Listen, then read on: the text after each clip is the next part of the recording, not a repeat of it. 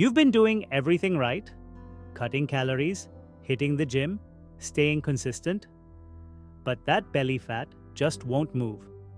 And it's not because you're lazy or weak-willed.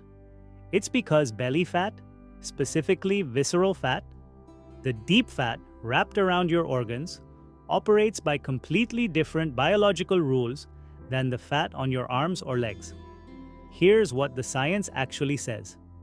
Your body stores fat in different regions based on hormones, genetics, and stress response. Belly fat is directly tied to cortisol, your primary stress hormone. When cortisol spikes, whether from poor sleep, emotional stress, or even aggressive dieting, your body preferentially deposits fat in the abdominal region.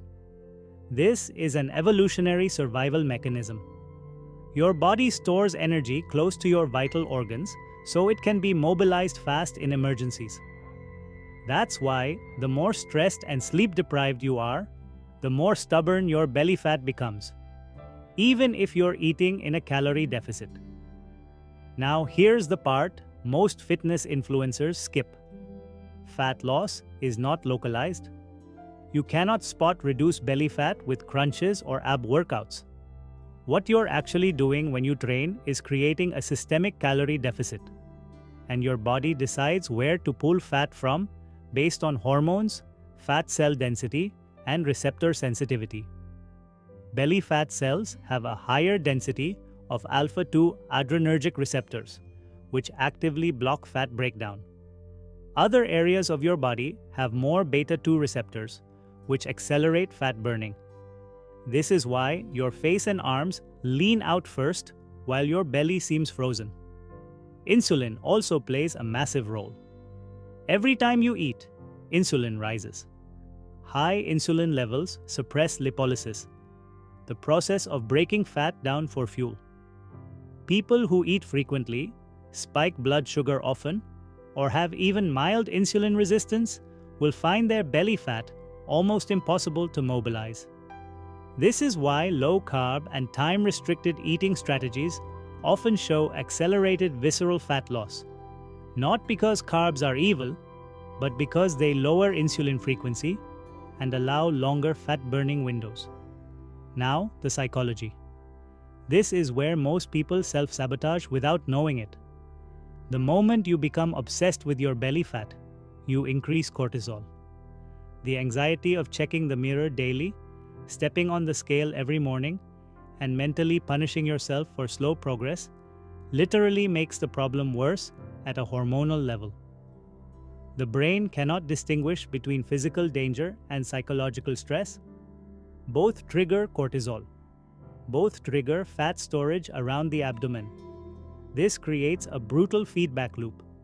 Stress about fat leads to more fat storage. Research in psychoneuroendocrinology shows that mindfulness-based stress reduction programs produced measurable reductions in visceral fat even without changes in diet or exercise. Your nervous system state is not soft science. It's a direct regulator of your body composition. So what actually works? First, prioritize sleep above everything else.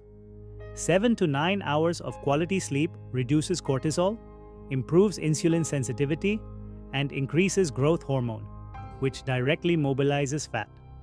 Second, build muscle through resistance training. Muscle tissue increases your basal metabolic rate and improves insulin sensitivity, meaning your body partitions calories better and stores less as fat. Third, manage your eating window. You don't have to go extreme, but giving your body 12 to 16 hours without food allows insulin to stay low long enough for meaningful fat oxidation.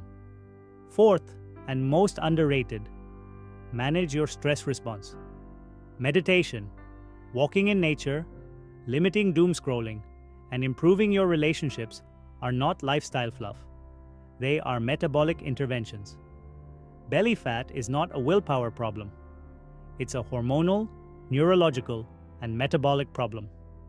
The people who lose it successfully are not the ones who punish themselves hardest. They're the ones who build a lifestyle that keeps cortisol low, insulin controlled, sleep deep, and muscle high. Now you know exactly why it's hard and exactly what to do about it.